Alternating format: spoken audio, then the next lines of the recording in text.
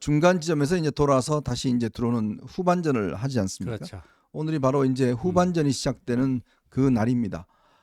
정말 이 전반전에는 우리가 실점을 많이 했지만 후반전에는 반드시 회복을 해서 결국은 이겨야 된다라는 그런 생각이 많이 듭니다. 후반전을 어떻게 보내냐에 따라서 결국 이 윤석열 정부에 대한 평가가 전반적으로 국민들에게 어떻게 각인되어야 될지 결정이 난다는 생각이 드는데 정말 오늘 이 각오를 단단히 하고 후반전을 새롭게 시작하기 위한 저는 좀 이 각성들이 좀 있어야 되지 않을까 그런 생각이 듭니다. 근데 어쨌건 조금씩 풀려가고 있는 조짐은 보이고 있습니다. 지금 뭐 대통령실도 뭔가 지금 상황에 대한 심각성 뭐 이런 것들 인식을 하고 조금 변하려고 하고 있고 또 지금 조금 전에 이면택 의협 회장 오늘 탄핵이 됐습니다. 이면택 회장이 대한의사협회 오늘 임시대의원 총회에서 전체 224명의 대의원 중에서 170표를 찬성표를 얻어서 기권 넷 그다음에 반대가 50. 그러니까 즉 압도적인 표로 결국은 탄핵이 됐습니다. 오늘로서 바로 이제 비대위 체제로 올라졌는데요. 사실 참 이면택 회장은 지난번 이게 한 반년밖에 안 됐어요. 네. 이제 2,000명 증원 때 들어왔는데 참 이분이 참 의사들도 부끄러울 정도로 그렇죠. 이 막말 뭐 등등 이걸로 해서 정말 의사들에게 저 의사가 저 정도야? 네. 라는 그런 이미지를 심어줬잖아요. 그렇죠. 그래도 의사 하면 우리 사회 내에 그래도 지도층 인사들인데 네. 그냥 뭐 물론 정치권에도 막말로 그냥 얼룩진 사람들이 있으니까 네. 뭐 그럴 수는 있다고는 해도 그냥 입만 열면 참 그 뭐 시정잡배 수준의 그 막말이라고 할까요? 그 뭐 저작거리에 살아있는 언어일 수는 있겠지만 이게 의협 회장으로서 네. 그 개인 자격이 아니라 전체 의사를 대표하는 그 얼굴로서 그 공인된 어떤 마음 자세에서 그 언어 구사를 했었어야 되는데 그렇지를 못하고 한두 번이 아니잖아요. 그렇죠. 그리고 너무나 여러 가지 것들을 또 그 과정에서 많은 사람들하고 또 척을 졌어요. 네.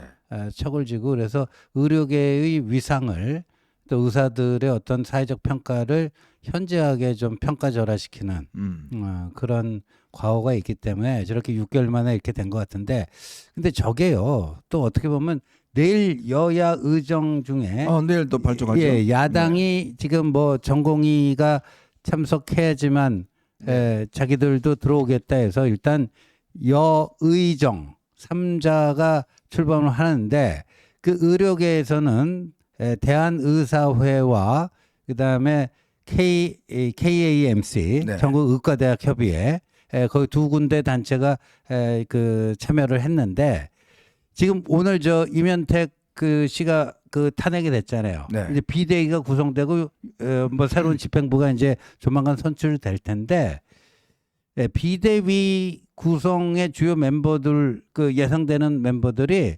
이면택 그 전 회장보다 훨씬 더 유연한 사람들이라고 네. 아마도 그분들이 이 여야 의정 여기에 참여할 가능성이 상당히 높아 보입니다. 네. 그러면 그 야당이 안 들어왔지만 의료계 대표단체가 들어오면서 여의정이 상당한 탄력을 받을 가능성이 있습니다. 네.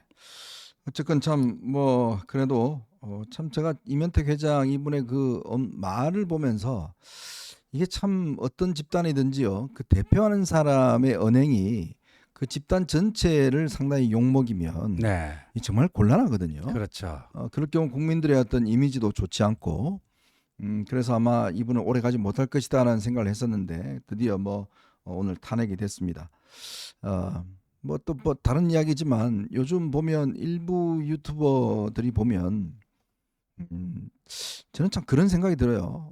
뭐 저희를 많이 비난하고 있는 분들도 있고 또 매일 당사 앞에서 그냥 맨날 욕설로만 연설하는 분도 계시잖아요. 근데 이제 그런 분들을 이제 보수라고 이제 이야기를 하시는데 이런 분들이 정말 뭐라고 할까요? 좀 거칠고 좀 품격 없이 가더라도 저희는 뭐 대응하지 않겠습니다. 뭐 일체 뭐 대응할 가치도 없는 것이고 하지 않겠는데 딱 한 가지 부탁은 좀 드려야 될 것 같아요. 제발 좀 욕설은 좀 하지 마십시오. 그러니까요. 아무리 그렇지만 예. 그걸 보시면서 많은 지나가는 분들이 야 보수가 저런 거야? 라고 인식을 할 거 아닙니까? 그러니까요. 지나가는 학생들이 뭐라고 그러겠습니까? 예. 저 아저씨 맨날 마이크 들고 욕설만 하네? 저게 보수야? 라고 이야기를 하면 누가 보수를 하고 싶겠어요? 그러니까 뭐 네? 욕설로 시작해서 욕설로 끝나더라고요. 네. 저희 그 뭐 당사 앞에서도요 몇 차례 그런 집회가 있었습니다. 뭐 한동훈 대표와 한동훈 대표 측 사람들에 대해서 참 진짜 입에 옮기기도 뭐한 쌍욕이죠. 개 XX 뭐 이런 식의 뭐 근데 그것도 어쩌다 한번 우발적으로 튀어나오면 그렇다 싶은데 네. 그걸로 시작해도 그걸로 그걸로 끝나더라고요. 끝나더라고요. 예, 예. 예. 그러니까 여러분들 참 저희 낯이 뜨겁습니다. 여러분들 아마 낯도 뜨거우실 것 같아요. 우리가 그런 사람 아니잖아요. 정말 좌파들은 그럴지 모르겠지만 보수는 역시 품격입니다. 그럼요. 그 품격을 지켜야 되기 때문에 그런 걸 보면서 참 저 사람들이 과연 보수인가라는 것을 의심할 정도이고 참 품격조차 의심스럽습니다. 제발 좋습니다. 비판하는 거 뭐 한동훈 대표 당연히 비판할 수 있죠. 당 대표니까 지적할 수 있습니다. 근데 제발 좀 욕설은 하지 맙시다. 진짜 이거는 제가 그분들한테 부탁드리고 싶습니다. 뭐 예전에 방송에 진행도 하고 보는 분 있는데 이런 분들이 입에 이렇게 욕설하면 스스로가 더럽혀지잖아요. 그렇죠. 네? 아무리 그렇지만 자기가 욕설하면 그게 그대로 돌아간다는 건 모릅니까? 그러니까 우리 많은 분들께서 부끄러운 짓은 좀 하지 말았으면 좋겠다라는 생각이 듭니다. 어쨌든 뭐 내일 여야 의정 이제 야당은 제외하고 이제 발족을 하는데 정말 좀 새로운 계기가 됐으면 좋겠습니다. 자, 정부가요 이기흥 대한체육회장에 대해서 수사를 의뢰했습니다. 부정채용, 횡령, 배임 등의 혐의인데요. 이 이기흥 회장이 체육계의 대통령이라 할 정도로 굉장히 그렇죠. 전횡을 휘둘렀다고 그래요. 맞습니다. 그리고 내부에 뭐 자기 사람 심기, 뭐 부정 채용, 금품 수수가 많은데 지난번 그렇게 문제가 있었음에 불구하고 또 삼선을 하겠다고 그럽니다. 그러니까요. 전 정말 이분들 왜 이렇게 낯이 뜨거운지 모르겠어요. 근데 이기흥 체육회장을요 부정 채용 등 혐의로 이제 수사 의뢰를 정부가 한 거 그 사례를 봤더니 체육회 간부에게 내 딸 친구니까 뽑아라. 네. 세상에 내 딸 친구니까 뽑아라. 이런 사람이 체육계 얼굴이라고 할 수 있겠습니까? 예. 아니 국회에 나와서 그렇게 다 하고 국민들로부터 비판을 당해놓고도 정말 뻔뻔스럽게 체육회장을 다시 하겠다는 게 이게 정말 이해가 되지 않는 사람인 것 같습니다. 근데 정부가 오죽했으면 수사를 의뢰했겠습니까? 예. 진짜 대한민국 체육이 정말 세계에 정말 이제 뭐 우뚝 선 그런 상황 아니겠습니까? 제발 이 좀 운영하는 분들의 품격도 좀 올라갔으면 하는 그런 바람입니다. 자, 미국 대선이 이제 최종적으로 결론이 난 것 같습니다. 이게 미국 대선이 이제 뭐 개표가 좀 늦어지는데요. 대중 결론이 나서 312 와. 대 226 정말 압승을 했습니다. 압승이네요. 7개의 스윙 스테이트가 있다고 그랬잖아요. 다 이겼죠. 전부 다 이겼습니다. 네. 트럼프 대통령 당선자가 전부 다 이겨서 아주 압승으로 끝이 났습니다. 참 그동안 이게 미국 주류의 여론조사가 이게 도대체 뭘 이야기인지 모르겠어요. 그러니까요. 예? 참. 예? 그 기존 방식의 여론조사에 좀 이제 미국도 저 정도니까 네. 우리가 이제 기존 여론조사 방식은요 좀 이제 근본적으로 재고를 해야 될 때가 오지 않았는가 네. 그런 생각이 많이 듭니다. 참 정말 참 황당합니다. 벌써 세 번째잖아요. 한두 번도 아니고 지금 대선 조사가 계속 틀리니까 네. 정말 참 기가 막히는 것 같습니다. 자, 근데 이번에 한인으로서는 처음으로 상원의원이 된 앤디 김이 있습니다. 네. 앤디 김이 오늘 따끔한 이야기를 했습니다. 우리 안에 오만함을 내려놓자 이런 이야기를 하면서요. 그동안 사실은 이 민주당이 굉장히 엘리트 위주 또 예. 이런 걸로 이제 많은 정책을 폈지 않습니까? 예. 근데 정말 이제는 이 경청해야 된다. 왜 사람들이 트럼프를 뽑았는지에 대한 목소리들을 이제 청취해야 되고 기성 정치에 대한 불신. 그러니까 왜냐하면 트럼프 당선인이 사실은 이제 아웃사이더였잖아요. 그렇죠. 그 아웃사이더가 결국 주류의 대통령이 된 거 아니겠습니까? 또 이제 두 번씩이나. 그럴 거면 그만큼 현실 정치권에 대한 어떤 비판, 기성 정치에 대한 어떤 국민의 목소리를 듣지 않는 어떤 계리 이런 게 있었기 때문에 그렇지 그렇죠. 않겠습니까? 그렇죠.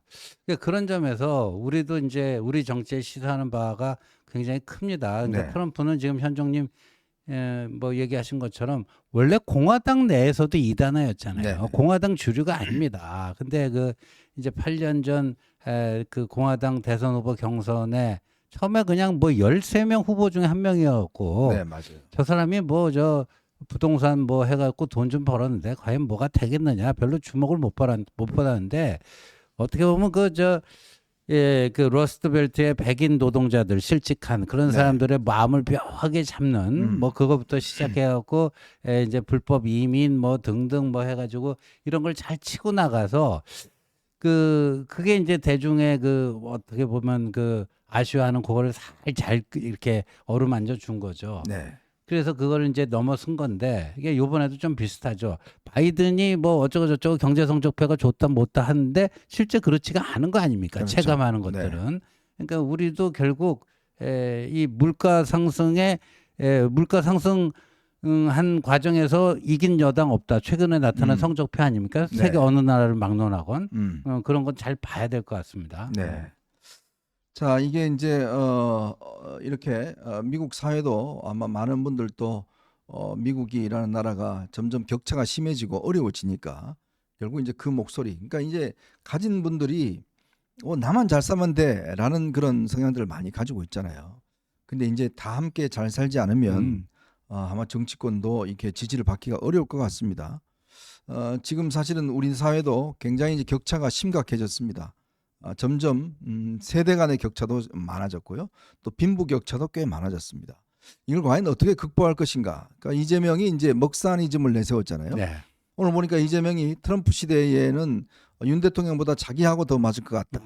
자기는 먹사니즘하고 맞을 것 같다 이야기를 하는데 물론 뭐 여러 가지 수사나 범죄 혐의를 보면 비슷한 측면이 있습니다. 거기서는 맞을 거예요. 네. 거기서는 합의 맞을 거예요. 네.